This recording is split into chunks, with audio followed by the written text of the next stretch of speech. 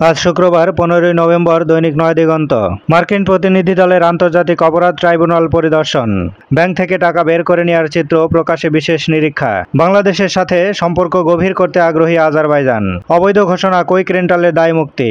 সংবিধান ভেঙে তৃতীয় মেয়াদে প্রেসিডেন্ট হওয়ার ইচ্ছা ট্রাম্পের। চট্টগ্রাম নিয়ে ভারতীয় গণমাধ্যমে অপপ্রচারের প্রতিবাদ হবে, স্বরাষ্ট্র উপদেষ্টা। মুজিব বর্ষে খরচের হিসাব চেয়ে বিভিন্ন মন্ত্রণালয়ে বিভাগে চিঠি। বৈষম্য বিরোধী আন্দোলন। 3 মাস পর মারা গেলেন গুলিবিদ্ধ আব্দুল্লাহ। কাজে বাধা হচ্ছে পুলিশের ভেতরে থাকা স্বৈরাচারের আস্থাভাজনরা। পূর্বাচলে উদ্ধার 7 টুকরা লাশ শিল্পপতি মাসুমের। সব সরকারি হাসপাতাল থেকে আহতরা আজীবন চিকিৎসা পাবেন। পরিবাগের 10 তলা ভবনে থাকতে পারবেন আহতদের স্বজনরা। আগামীর বাংলাদেশে প্রধানমন্ত্রীও স্বেচ্ছাচারী হতে পারবে না, তারেক রহমান। 4 মাসে পাম তেল ও চিনি আমদানি অস্বাভাবিকভাবে হ্রাস। ইনসাফ ভিত্তিক সমাজ বিনির্মাণে প্রবাসীদের ভূমিকা অনস্বীকার্য, ডাক্তার শফিকুর রহমান। ভারত থেকে হাসিনার বক্তব্যে সরকারের তীব্র অসন্তোষ। মিশনকে প্রোটোকল নিয়ে সতর্ক থাকার নির্দেশ। শেষের পাতা। গণ অভ্যুত্থানে আহতদের নিয়ে কাজ করা রাজনৈতিক দলগুলোর কর্তব্য, নাহিদ। লাল গোলাপ নিয়ে আবার ফিরেছেন শফিক রহমান।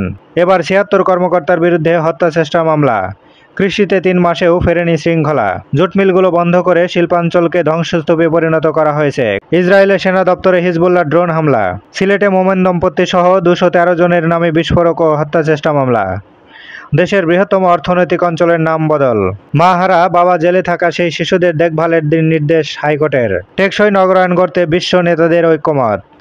বৈষম্য বিরোধী আন্দোলন। চোখে গুলিবিদ্ধ রাশেদের ভবিষ্যৎ নিয়ে উদ্বিগ্ন মা। বৈধতা নিয়ে রুলের শুনানি। পঞ্চদশ সংশোধনীর মাধ্যমে গণতান্ত্রিক ব্যবস্থা ধ্বংস ও কর্তৃত্ববাদ প্রতিষ্ঠা করা হয়। কার বুদ্ধিতে ফারুকি বশিরউদ্দিনকে উপদেষ্টা বানালেন, প্রশ্ন মান্নার। সাবেক এমপি সোলাইমান সেলিম ও মুকুল গ্রেপ্তার। রুমায় AK-47 সহ অস্ত্র ও গুলি জব্দ। রাজপথে মৃত্যুর হানা। 2 নারী সহ 8 জন নিহত। সাগরপথে ইউরোপে অবৈধ অভিবাসী যাওয়া কমেছে।